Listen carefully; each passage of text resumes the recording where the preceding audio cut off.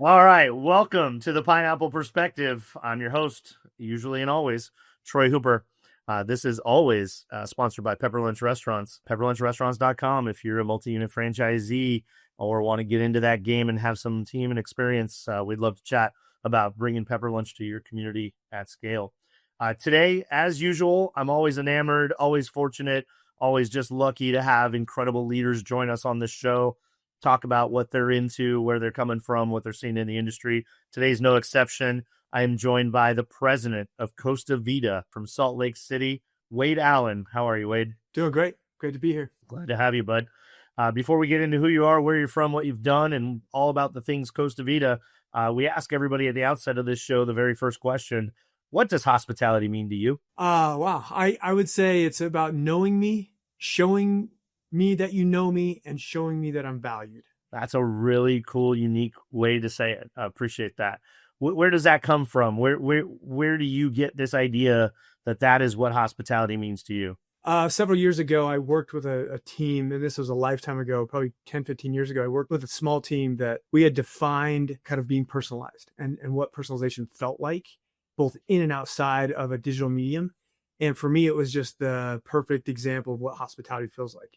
You know me, and you know me, it show me you know me, and then you show me I'm valued. And that was the way that I felt like if I felt that way when I got out of a restaurant, I was going back. That was hospitality. Well, I look forward to digging into that a little bit. I mean, we'll get into your history here in a second, but you coming from sort of a digital and technology background predominantly, how do you view now as president of Costa Vida? How do you view the opportunity, and give us some examples maybe of how we can know our guest, show them that we know them, and show them that we value them? I think that's a really interesting concept, the way you worded that. I want to know what your thoughts are and how to bring that to life. In digital mediums, I think it's a lot easier than it is actually in person, because especially when you're at scale in restaurants.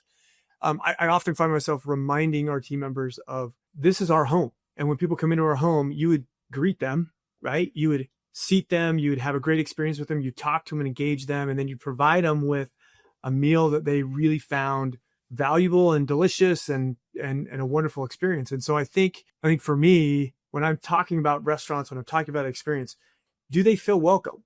Right? There are cues when you walk into a restaurant that you will feel, I don't think I should be here.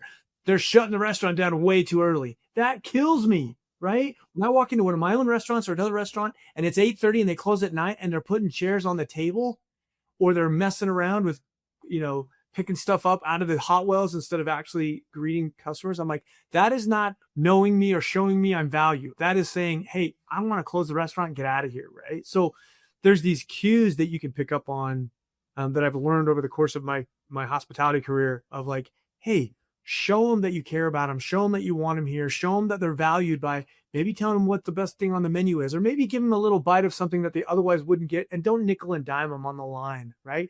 Really allow them to experience your brand. And I mean, that's what comes to mind when you ask me that thing specifically of restaurants. Digital is a different world, right? It's really about capturing data and understanding data and giving it back to the customer in a data specific manner. But I don't think they're that far off.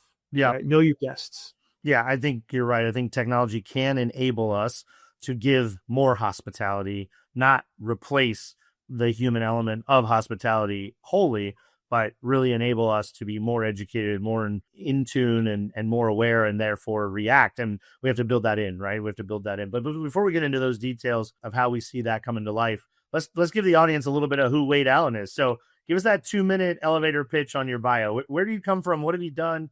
How'd you get here? I'm a technology and data nerd by heart, and have a bend towards mobility and all that great kind of gadgety stuff. I came from a world where I was leading agencies and doing work in startups that were helping restaurants and hospitality groups and other groups be successful in that digital space. I came into hospitality in 2014. And again, I'd been graduate school and some grocery work and a bunch of other stuff, but got to Brinker in 2014, 4 different roles at Brinker in a leadership position, kind of worked my way through both digital innovation, CIO ranks, marketing ranks, fell in love with the industry, just how fast it moved, how passionate the people were about wanting to serve. And that was the thing, is they all had a heart for service. And that just drew me in. In 2023, I left Brinker I had a transition and I was looking to do my next thing. And I really wanted to make a transition into being a president. I really felt like I wanted to run a brand and not necessarily lead tech teams, but run a brand. And I got the opportunity at Costa Vida. And the beauty was I was born and raised in Salt Lake. Costa Vida was born and raised in Salt Lake. It came out in 2003. I knew the brand right when I left to go to graduate school back in that early 2000 time frame. So to come back and lead this brand now at 100 units and try to get it to $500 million to $1 billion was just the perfect job, right? It just fit my role. And I'm so excited to be leading this brand and all the great people and have a fantastic product, right? Fresh, healthy, gluten-free. It's got vegetarian options. It's such a great brand. So that's kind of the rundown over the last couple of years. Well, that transitions greatly because one of my very rarely prepped questions, but as I was thinking about talking to you, one of the top questions on my mind was, all right, how did Wade go from CIO, CTO type person to president of a brand? Because that's a little less common of a leap. Usually we see ops people first, finance people probably most, if not as equal. We're seeing more and more of marketing, CMOs becoming leaders of brands. One of my favorite stories from Salt Lake is Andy Hooper, not related, good buddy of mine. Oh, yeah. But when I saw that an HR guy became a CEO, like a leader of a brand, I was like, whoa, this is cool. So it is unusual. But you kind of said you set a vision for yourself. You said, this is where I want to get, and you found a fit. But talk a little bit about that transition. Talk about the difference. I mean, it's just a different place you're coming from as a leader. And so are you hesitant to lean into the technology piece of it? Are you all in on the technology piece? Like, talk a little bit about that process for you and for the brand, and how do those two worlds come together? Yeah, this is such a loaded dialogue, but so I have to break it down to when I got into leading tech teams and leading technology, I learned that I managed systems and I managed process and I was managing people in this kind of tech world. And while I have a passion for it and I loved it, I kind of learned by watching leaders like Wyman Roberts and Steve Provo and some of these other individuals that have been in my sphere, if you will, at Brinker. And I realized it really didn't matter where you came from, whether it was finance or marketing or accounting or whatever it was. But do you have a passion for the business and knowledge for the business? And do you have a passion to lead people, not manage people, but to lead people?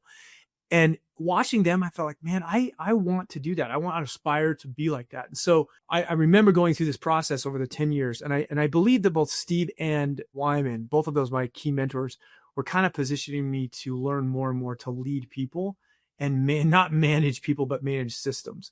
And so when I got to this place, as I got to the culmination of my career at Brinker, I really felt like I was ready to lead.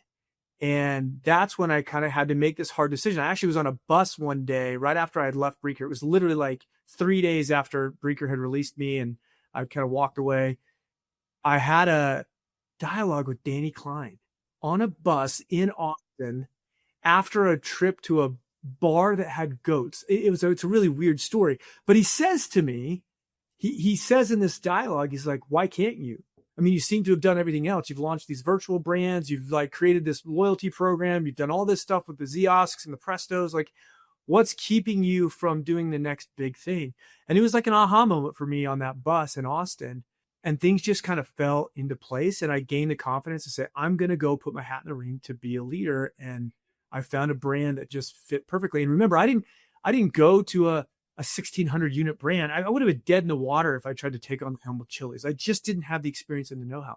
So to go to a 100 unit brand and kind of really cut my teeth and learn has been phenomenal. That's been the best experience for me. Yeah, that's an awesome story. In coming into this brand, first time president, not that you haven't led, you've led teams, you've led big processes. Actually, I definitely want to ask about It's Just Wings because I've always been fascinated. But talk a little bit about your vision for leadership at Costa Vida. You've come in, 100 unit brand, poised for scale, has the ingredients it needs to blow up. And now here you are having done similar type of things within bigger organizations, but now it's the whole organization that's in your hands. Talk a little bit about your leadership vision, your leadership style, a little bit about how you want to build culture or are building culture at Costa Vida. Well, I mean, first and foremost, it's about having an impact on people. both at our team members and our guests, right? Because I feel like if they can have an impact on the guests, if I can have an impact on the team members, if we can all have an impact on one another in a positive fashion, we're going to provide hospitality and we're going to provide a great experience. The second thing for me is we are a food culture. We're a food brand. I am so in love with the food at this particular restaurant concept.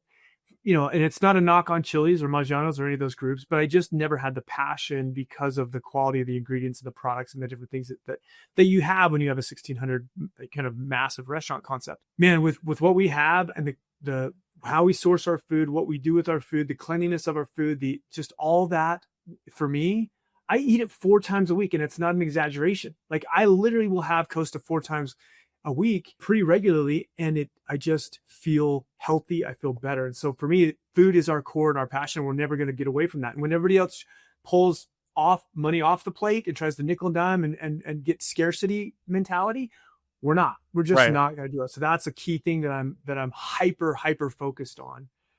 And then the third is about leading and inspiring. And what I mean by that is, specifically with my teams, we're a small organization, but I'm teaching my leaders to lead people, trust people, right? Not micromanage people, not manage people, but lead people and inspire them to be great. I think there's greatness in all people, and this opportunity to give them a shot to do what they need to do, and quickly, if there's mistakes made, to quickly forgive and forget and to move on, because we've all done that. I think it's those things, right? I think those 3 things for me is what I want this brand to be. I want to make an impact on people and our guests and our team members for hospitality. I want to have a food culture that runs very deep, and we're very proud of our food. And then I want to teach people to lead and inspire, because I think that's where the greatness in all people will come out. So it's really those 3 things. Well, I think you're going to build the next Chipotle, so to speak. I mean, at the end of the day, if you look back at the story of Chipotle, and I got to meet and have a good chat with Scott Boatwright a couple weeks ago, and if for some reason, since my phone must have heard his voice, because now he's like on, or he's just making a tour, because now I've seen him on right now podcasts and things. But one of the things he talked about at length, we were in this lovely small 100-person sort of get together with him and got to hear him be interviewed in person. It just came back down to the food. He was so proud that they still unbox, wash, and chop romaine in the store every day, right? That they are essentially still a scratch-made kitchen as best they can be at their scale. And when you think of 3,000 some restaurants, or nearly 4,000 restaurants getting to be, that's not really been done before. I mean, they really still are setting the table, so to speak, for all of us to say, look, quality can be scaled, and just try not to compromise anywhere if you can, right? So I really appreciate that. And that, by the way, for those of you that are not watching this on YouTube, because most people do listen to this on the listening devices or platforms, Mr. Wade here is quite the buff, healthy-looking gentleman. I think he's probably 56 years old, but he looks 28. And he's a fit gentleman. So if he's eating Costa 4 days a week, Wade, we got to get some Costas where I live, man. Is there a franchise opportunity in Ventura, California? That's what I need to know. Because I can't say I'm 56, but I am pushing 50. And yes, with healthy food, I appreciate that, Troy. I work pretty hard in the gym. Hey, Wade, I'm pushing 52. Look at you and look at me. Everybody smile. Okay. Yeah. There's the how Wade lives his life and how Troy has lived his life. Quite clearly a difference there. Look, we're all having fun in our own ways. Okay. Hey, Wade, Act 2 of this show, we like to get in the middle and talk about the industry, right? Really want to get your take and vision and view of what's going on in the industry from a variety of positions. So kind of a softball or open-ended question. What's got your attention? What are you paying attention to? What's worrying you, catching your eye, making you stop and think, or what are you just excited about and are plowing into? But yeah, just what's at the top of the priority list for Wade in regards to how our industry is today? I wish it was some super unique answer, right? But the things that really are pulling me in right now is figuring out better forecasting and better scheduling. I think there's a lot of volatility in how we schedule in our restaurants. And it's not a diss on our managers by any means, right? It's just, there's a lot of, sometimes it's just easier just to set the schedule the same every single week, and you just kind of plow through the week and you put people against it. But there's opportunity of cost savings in scheduling correctly. And so I'm really kind of working on this demand forecasting aspect using AI that then helps us get to a better scheduling at the nuanced level of a restaurant. I think that's a huge opportunity. And so we're trying to uncover some of that. That's top of mind for me today. I think another one that I'm really actively working on is we've got to get digital menu boards in our restaurants to help reduce missing and incorrect. And we do a really good job, in my opinion, basically seeing where it came from Chili's and where I am today on the missing and incorrect items. But it's the things like extra ranch and a drink that always get missed, right? And so there is an opportunity through a series of technologies and processes and AIs that can get us to a better place to improve that missing and incorrect. And digital menu boards is part of that, right? Can I have a digital menu board that when I 86 an item in the restaurant, it happens from our inside of the restaurant digital board and to the outside, to the drive-through, and to all the third parties and to our own first-party data. Just in that moment, it all comes off so that we're not constantly disappointing guests who have made the trip to our restaurant that now can't get the item that they want, right? I think the other thing digital menu boards does for us is allows us to be read back or clarity to the guest when they see that on the menu board, noting if we missed something or if we put something extra on that we shouldn't have, then they can notify that. Along those same lines is AI in the drive-through, and not necessarily the voice AI, where I take humans completely out of it, because I still think there's a hospitality and a security element to a guest to hear a person's voice. It's more about AI doing the transcribing of the voice that's coming across the outdoor box, that a team member can validate that that's what happened on the POS. So those are some things right now that are pretty front-facing in my mind that we need to tackle and get after. And then there's a few more things in a call center here and there, but the ones we've talked about are the ones that are probably top of mind. Yeah, I think that all makes sense. When you were talking about like order accuracy there with the digital menu boards, have you looked into or are you investigating sort of these camera systems that sort of real time can observe and call out or potentially catch and rectify, misbuilt order? Yeah, absolutely. In fact, I'll throw a plug to them. There's a group called Savvy that we use in our restaurants. They're actually a local company here in Utah that they've got a pretty good footprint now. But they're doing some amazing work right now with computer vision, audio, and even some AI stuff added all together. So we'd usually just use them for security footage.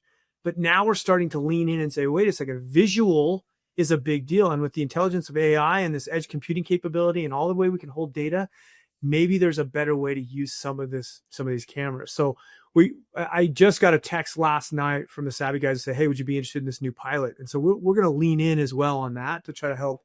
Does it help on how we build? Does it help on how guest complaints and sentiment? Is there an audio recording that can be tied to that? Like, what can we do without being creepy, weird, overstepping, but still allows us to be able to provide the guest with a hospitable experience?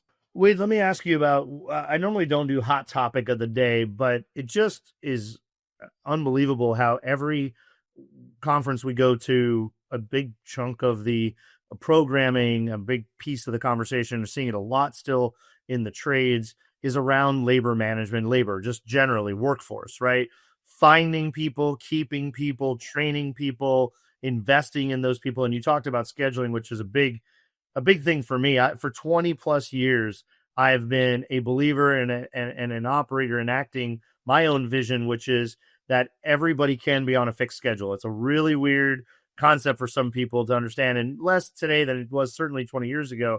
But I kind of have a methodology of how to arrive at that, and then it's sort of set it, forget it, and let them manage the shift swapping. And we have all those technologies now that allow for that so well. But so many people talking about findings, so sourcing, onboarding, keeping, managing people, engaging them, encouraging them, giving them some reason to be excited about staying at your brand. Talk a little bit about your view on that. Is it as hot of a topic, as hard of a thing? Is it something your brand still also struggles with? And I know you're spread out because you're not, while you have 50 some stores in Utah, the other half of your stores practically are scattered or kind of around the country in between 1 and say 4 or 6 locations in an area. So talk a little bit about how you view that. Yeah, I mean, it still is the challenge. I mean, we sometimes we don't like to admit this, right? But hospitality work is hard. It can be dirty. It can be a slog. It can be long hours. It can be late nights. It can be it's weekends, right? It's evenings. People are giving up a lot. So it absolutely is top of mind.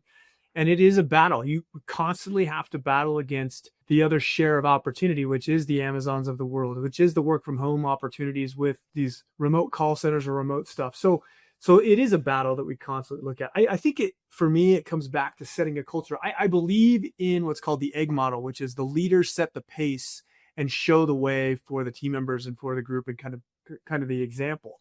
And if I can keep my leaders, and what I mean by that is my general managers, or we call them operators, and my assistant managers in the restaurant as a team, everything seems to just kind of function and flow. Even when things hit the fan, they always kind of come back together and the wobble kind of works its way out. And so we're also doubling down on culture. I don't know if you saw this. I think you did, Troy. I think we talked about this, but we took our entire support staff here and we took all of our managers to Puerto Vallarta.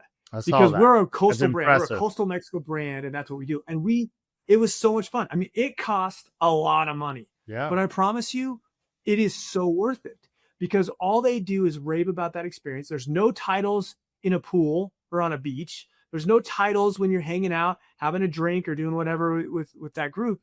It's just people having a good time. And there was a final dinner that night where we all stood on the beach and we took a big picture, and we had Costa Vida in lights and we all yelled, "Go Costa." And still to this day, from my operators, they're like, "I love it. I'll never leave this brand." My mom, they'll say, I had one young girl come to me. She says, "My mom said I can never quit. The culture we have at Costa Vida is so great that I can never quit. So I'm just going to work my way up to running the show someday." Right.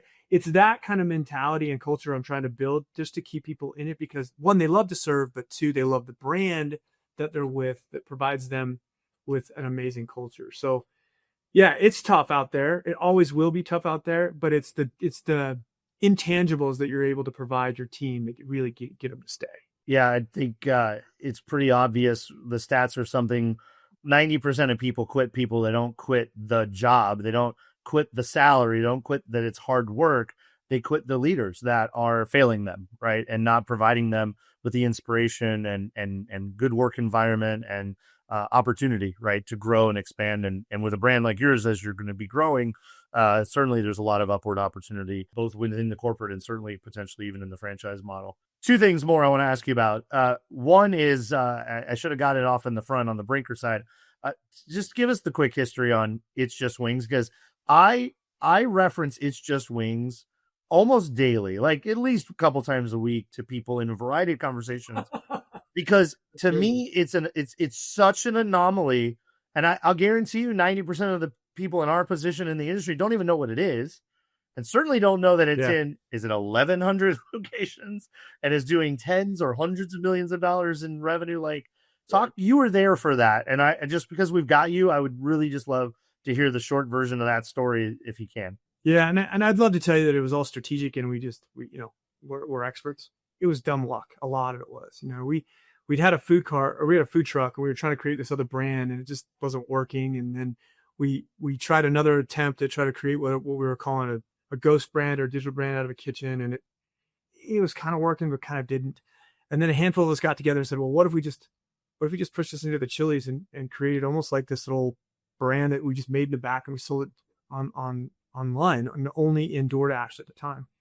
And so we started it, and we did it. We literally started it 2 weeks before we launched it 2 weeks before COVID, and it just took off like a rocket in the test. Like the first 5 days were kind of rough. 7 days it started to speed up. By the 10th day, we knew we had something that was truly unique, and we didn't change the product or anything. And so then we launched it on like June 22nd or something of 2020.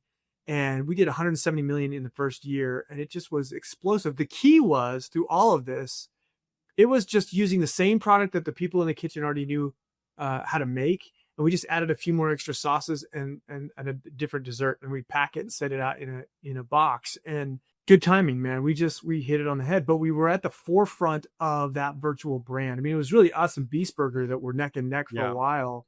But I learned a ton. I learned a ton through that, right? And a lot of that was around timing matters. Good ideas can be good ideas, but if they're not in the right time sequence or ready for the customer, they can flop. And I also think I learned resilience through that whole process, because we battled with, we tried to launch, I launched the Maggiano's Italian Classics. It didn't do well. I launched one that was called Sliders and Pies. I got greedy and tried to launch 2 or 3 of them. They didn't do well, right? But wings and chicken, it was kind of in that era where that was like a big thing, and still is a big thing. And a virtual brand just just really resonated with guests in a world where delivery was the primary vehicle at the Yeah. time. So super fun, learned a ton. Love the guys that work. Jeff Hannick was the brains behind that. He's a great chef. Steve Provo was the kind of leader we worked with to get that out. My team, I had Dylan Taylor Smith that was on there, and a few others that they all did phenomenal work to put that out there on high quality products. So it was a blast. How much, last question about that, how much marketing push, how much effort was put behind getting it to be seen, known, and tried? Or was this literally put it on DoorDash and people just search wings and it was the closest wings and fastest wings and I'll give it a try? We didn't spend much. I mean, we put, we just worked, I worked with Tony Shu out of a DoorDash team, and I said, hey, how do you get us to the top of the carousel? And, what's the cost to get us so that we're in every wings conversation, and good placement. And, I think I don't know what the total spend was, but it wasn't $5 million, right? It was probably a couple $1 million that we spent over the course of that year. And man, it just took off. That's amazing. Very cool story. It's not every day you get to hear the true behind the scenes story of something that you've watched, studied, admired, learned about, and thought was pretty cool. So thanks for that. Thanks, man. Yeah, it's cool. Last subject before we move on to talking about Costa Vida and where things are going here. You come from a tech background, so let's just, another hot topic obviously is tech. That we had this big boom over the last 3, 4, 5 years. People are starting to get SaaS fatigue. People are kind of getting tired of having so many things to manage on their tech stack. Where do you see the restaurant tech landscape today? What's interesting? What's exciting?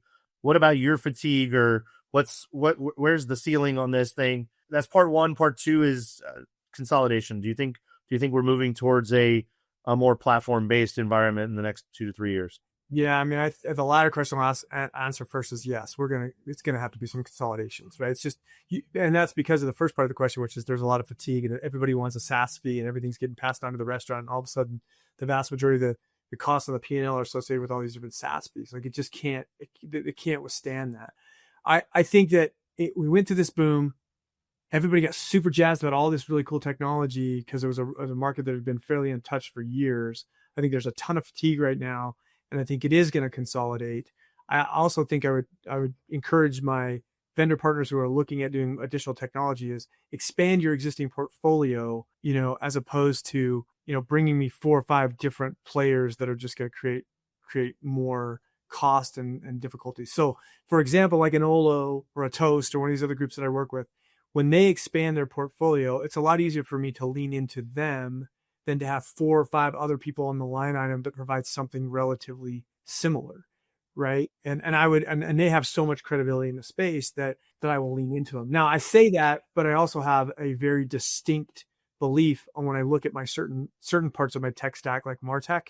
I like to have key players because I know which throat I need to choke when it doesn't work. And I have experts in each one of those spaces. So if it's marketing automation versus offer management versus, whatever you want to call it, I need those to be separate enough so that I could be the integrator and I can unplug and plug in as I move. But when it comes to expansion of my big players on additional these surfaces like AI solutions or forecasting models, yeah, integrate that into your tool. I'll take the full integrated model and pay a little bit more than having to pay all these line items of SaaS fees from every company out there. Yeah, it's an interesting time. I mean, we've hit our ceiling, so to speak, at Pepper Lunch. The number on the street right now is most major brands are spending about 2% of gross on their tech stack.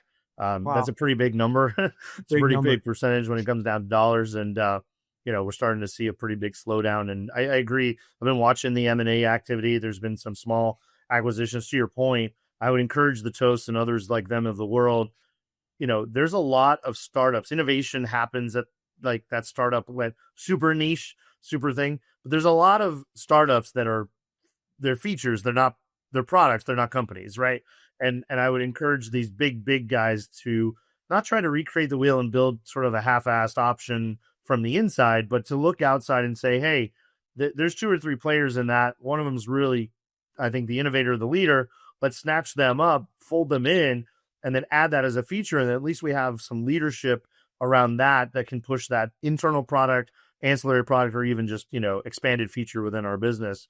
I mean, if you look at the Apples and the Microsofts and all the big dogs of the world, I was going to say this. This is how they've grown, right? This is how they brought innovation to their product line. And so I hope that restaurant technology companies that have the wherewithal and resources to look at that, they get a little more serious, because I think it's been pretty slow. Like Toast bought Extra Chef like 5 years ago now, whatever it's been. But we've seen a little bit of movement. Q bought a little company recently, but yeah, I think I heard him today. I thought it was QSR and Crunch Time, but don't quote me on it. But I thought something's going on with those two. So, I mean, I'm with you. Buy the product, add it to your suite. That's what they did in the software world, right? Yep. The Microsofts, the Apples, that's the better play than trying to recreate the wheel to replace that other solution. All right, Wade, infomercial, act 3 of this conversation, the wrap up. Okay. Tell us, what is Costa Vida? How can we find it? Why is it different from anything else, and how wonderful it is? And then how do people find you and Costa Vida to go try it out? All right. I love this. So Costa Vida is a Baja inspired scratch kitchen. So think big food portions, really vibrant flavors. We do a lot of burritos, tacos, great proteins. We're known for our sweet pork, and it's a different flavor. I know a lot of the Texans I know is like, are you barbecue? What's that look like? And it's actually not, right? It is a sweet pork flavor, but it's not a barbecue flavor. It's super delicious. Great desserts. I think we have the best desserts in fast casual. Key lime and our tres leches. We're mainly based in the West. In fact, the vast majority of our restaurants, I'd say 60% of our restaurants are based within Idaho, Utah, and Arizona.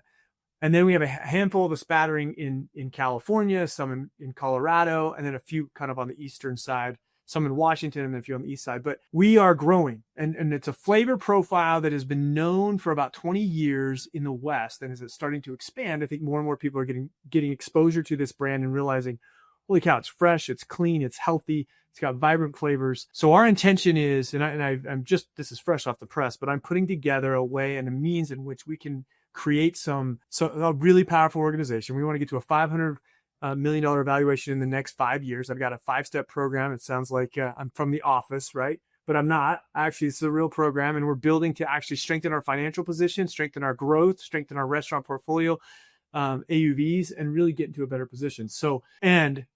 I really believe that this is one of these brands that have been on the same trajectory of a Chick-fil-A and of a Chipotle, where they've been there for 20 years, but it isn't until about that mark, when their foundation is very solid, that they see this accelerant. And we're right on the cusp of this accelerant. My next beachheads, obviously Arizona, Las Vegas. I want to be into Colorado, and I love Texas. Those are the markets we're going to continue to push into. And so if you want to find me, I'm a LinkedIn guy. I mean, you know this, Troy, we talk all the time. You see me out there. I post a couple times a week. I'm big in the industry. I attend probably 3 or 4 events a year, try to get an opportunity to get up on stage and wax eloquent on my soapbox. Doesn't always happen, but that's kind of me, and that's the best way to contact me, and that's all about Costa Vida. Awesome. Wade, it's been an awesome conversation. I appreciate the thought leadership, you kind of wandering all over the industry with me. I think it's important to inspire, whether it's entrepreneurs with a single store or sort of give confidence and additional support to our friends on equal footing, or even bigger than us out there. I think these conversations are important to have and put out there, and appreciate you being willing to spend some time with us on the Pineapple Perspective. It's awesome, man. Love to be here. I've been waiting to get on this show for 2 years, man. Well, you did it, and we'll have you back, because you're going to have news, and there's going to be, things shaking up in the industry. We'll definitely have you back and talk again about what's new down the line. Awesome. Thanks so much, man. Appreciate it. Thank you for listening to the Pineapple Perspective. If you loved today's episode, leave a review and a 5-star rating. I look forward to welcoming you back next time.